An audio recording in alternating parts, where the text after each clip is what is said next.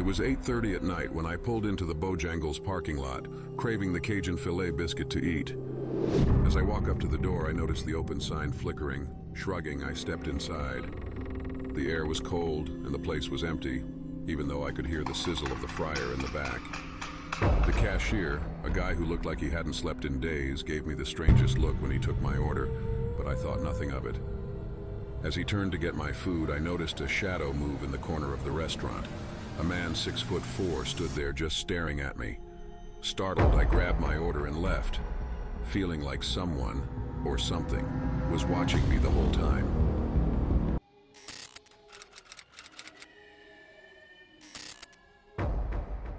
Clara sat at a corner booth in McDonald's, her eyes drawn to the colorful playground, the plastic slides and tunnels marred by tiny supernatural holes.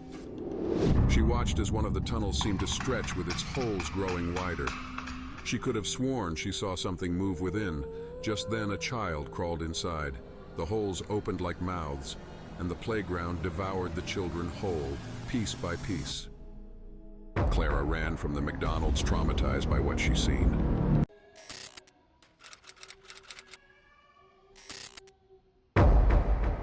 Around 3 p.m., my boyfriend and I walked into Subway, hungry after a long day. My BF went to the restroom while I walked to the counter to order our food. The employee was an oddly huge, bald guy. As I was ordering, he leaned in close with a smirk and said, "I can give you a real footlong if you want, with a creamy surprise at the end." My stomach twisted, but I forced out a small laugh, pretending I didn't hear him, just wanting to get our food and go home. My boyfriend came out smiling, totally unaware, while walking to the car to sit and wait. I then paid for the food, just wanting this encounter to end. The employee handed me my order, and as I was walking out the door, he yelled, "Looks even better from the back." Disgusted as I ran to the car, I could feel his eye burning into my back, but I never looked back. I decided to keep it a secret from my BF. Some things are better left unsaid.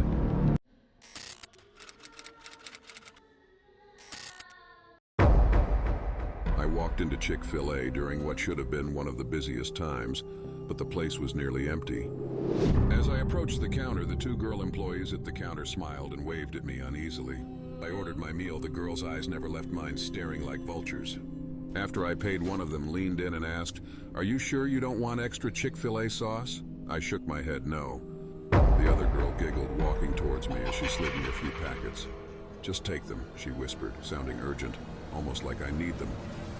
When I sat down to eat, I noticed every table had a pile of unopened sauce packets. I looked over and the girls were still watching me, just waiting for something. Nervously, I got up with my food bagged and rushed out the door, vowing to never return to that location again.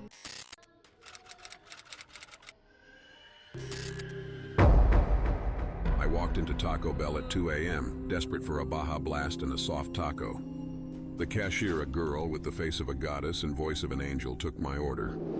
As she passed me my order, her fingers rubbed on mine. Then she leaned in and whispered, "Careful, these tacos bite back." I laughed nervously and walked out. When I opened the bag in my car, I was flabbergasted. The tacos were stuffed with what looked like lizards. At the bottom of the bag was a crumpled note. "Don't worry, they were caught fresh this morning. See you again soon."